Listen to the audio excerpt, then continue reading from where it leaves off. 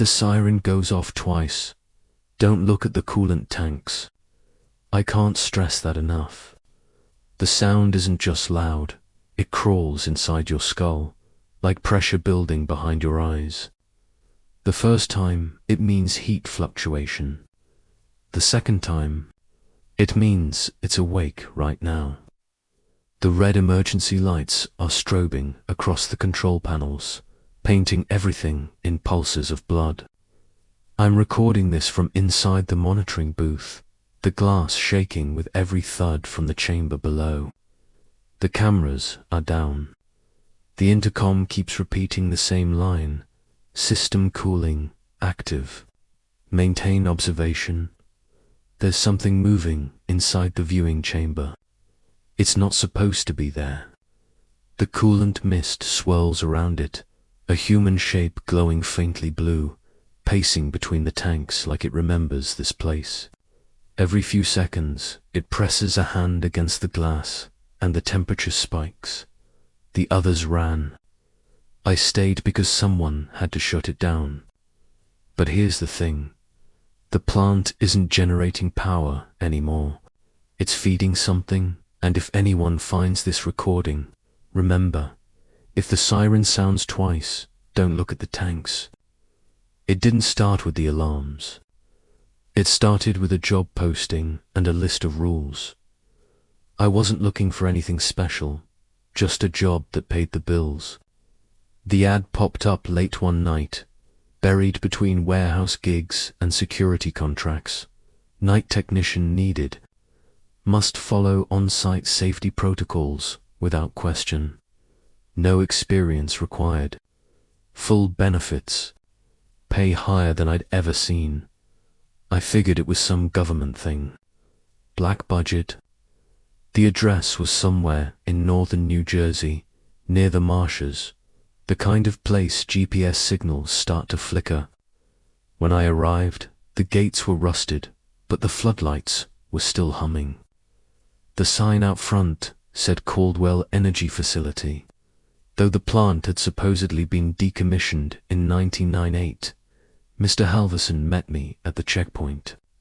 Heavy parka, trembling hands, burn scars that disappeared under his sleeves. He smiled without showing teeth. "We don't make power here anymore," he said. "We keep it contained." The way he said contained made something in my gut tighten.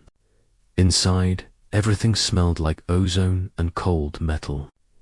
The hum of turbines still echoed, though none were spinning. Before my first shift, Halvorsen handed me a clipboard, 6 laminated rules, printed in bold red letters. I thought the clipboard would be full of safety checklists or maintenance schedules, maybe radiation precautions. Instead, it was a single laminated sheet titled Operator Protocols, Night Shift Only. The first few rules seemed harmless enough. 1. Never turn off the green light above the control panel. 2. If you see reflections in the observation glass, don't wave. Okay, weird, but maybe a joke. Then I kept reading. 3. Log any missing shadows immediately. 4. Between 2 o'clock and 2:11 a.m., ignore all radio chatter. That last one made my skin crawl, like whoever wrote it knew something they couldn't explain. The 7th rule was half torn away, leaving only a strip of red at the bottom of the page, as if someone had tried to erase it from existence. Halverson caught me staring at it. "Don't worry about the last one," he said too quickly. "It doesn't apply anymore." He smiled again, the kind of smile that doesn't reach the eyes. And I realized something. These weren't safety rules. They were containment procedures. That night, the green light above the control panel went out on its own. The first few hours were uneventful. The kind of silence that hums inside your ears. The monitors glowed dull green. The coolant pumps throbbed like a heartbeat somewhere deep below, and for a while, I almost believed this was just another graveyard shift. Then the lights flickered, once, twice. The hum dipped into a low groan that made my teeth ache. I looked up at the control room window, the thick glass that separated me from the reactor chamber, and froze. There was someone standing behind me. I saw it clearly in the reflection. A tall, human shape, still as a photograph. My own breath fogged the glass, and the shape didn't move. When I turned, the room was empty. Only the echo of my chair creaking answered me. Then the intercom hissed. Static crackled, followed by a fractured voice, too broken to be human. Containment breach. Reactor memory. Active. The light steadied, but the reflection lingered, faint and wrong. Like the glass was still remembering whoever used to stand there. That's when Halvorson's voice buzzed through the radio, low and urgent. Don't answer it if it calls your name. Around 1:40, the radio came alive again, not with static, but with my own voice. Hey, it's me. I'm stuck. I'm in the coolant loop. Please, you have to open the chamber door. It wasn't a recording. It was responding, panicked, breathing just like I was. The words hit with a strange rhythm, the way I talk when I'm trying not to cry. I froze, staring at the radio as the voice begged louder. It's cold down here. I can see you through the glass. Halvorson's voice cut in on the emergency channel, harsh and shaking. Listen to me, that's not you. It'll say anything to make you open the chamber door. Do not respond.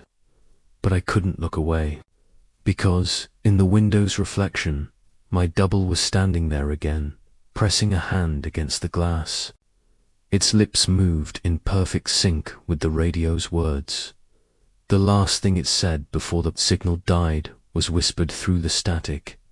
Don't let it finish replacing you. At 2:07 a.m. The reactor siren sounded twice. The first wail split the air like metal tearing. I dropped instantly, face to the floor, hands clamped over my ears. The rules weren't suggestions. Halvorson had said that more than once. Then came the second siren. The sound vibrated through my ribs, deeper than noise, like the room itself was being rewritten. The lights dimmed to a pulse. Something inside the reactor chamber was moving, slow and deliberate. Curiosity won over fear for a fraction of a second. I glanced up through the viewing glass. The coolant tanks glowed a brilliant, impossible blue. The surface wasn't liquid anymore. It was alive, shifting, pressing outward. A massive, translucent hand, if you could call it that, brushed the glass from the inside. Light dripped off its fingers like molten ice. The intercom clicked on, but no one spoke. Then, faintly, it remembers you now. When the siren stopped, Halvorson's chair was empty, but his headset was still warm. I searched the control room first, then the adjoining corridors. No sign of Halvorson, just the faint smell of ozone and something like burnt hair. Near the coolant access hatch, I found his ID badge fused into the linoleum, warped into a puddle of melted plastic. The photo was still visible. Smiling dot in the main terminal. I checked the personnel logs. There were others listed before him, different dates, different incidents, but every name was the same. Halvorsani, the earliest entry, was from 1972. Each time, the face in the photo was identical. Each time, the recorded age got younger. My hands shook as I scrolled. This wasn't turnover. It was recursion. The plant didn't hire new people. It reissued them. Then, from the corner of the desk, a clipboard slid toward me. My clipboard. The torn-off rule was back, written in wet, black ink that hadn't existed a moment ago. It read, "If he disappears, don't look for him." The ink bled through the page, letters warping as if the paper was breathing. Beneath the old warnings, a new line formed in block capitals. "If containment reaches 0, report to the coolant chamber. You are now part of the system." My throat went dry. Containment wasn't about radiation, it was about consciousness, about keeping something sealed in, or maybe keeping us from leaking out. The monitors flickered, each showing faces my own Halvorsons, dozens more staring from inside the tanks. Their mouths moved in sync, whispering through the static hum, "Stay in the loop." We weren't generating power. We were being converted into it. Every technician, every reflection, every obedient soul who followed the rules. The sirens weren't alarms. They were pulses of memory. The plant didn't forget. It recycled. As I stepped back, the glass over the reactor bay groaned. A hairline fracture zigzagged across it from the inside. Glowing blue, the sirens escalated, a deafening wail that shook the entire control room. Red lights pulsed like a heartbeat gone rogue. The air felt thick, alive, vibrating with the memories of every technician who'd come before me. And then the reflection stepped forward. Every feature identical, my face, my posture, but the smile was wrong. Too wide, too patient. "You're overdue," it whispered, voice perfectly mimicking my own, yet layered with something older, something hungry. I realized then that the plant didn't fail. It didn't malfunction. It reset. Every alarm, every breach, every siren was just another cycle, another opportunity to feed itself. And to survive, to end the breach, I had to obey the unspoken rule: take Halvorson's place, become the next keeper, trap the next technician before the containment collapsed. Hands trembling, I reached for the headset, the clipboard, the heavy weight of inevitability pressing down. The reflection's grin widened. Every shutdown was just another reboot, and my shift was ending in a way I could never leave. The clipboard in front of me feels heavier than it should. I'm reading the job posting aloud, casual, almost bored. Night technician needed. Must follow on-site safety protocols without question. Oddly, the posting looks fresh, like it was printed today. Behind me, faint static hums from the intercom, whispering over and over, "Follow the rules. Follow the rules." I glance up at the green light above the control panel. It flickers once, twice, then glows steadily, humming a low, insistent note. The plant feels awake, expectant.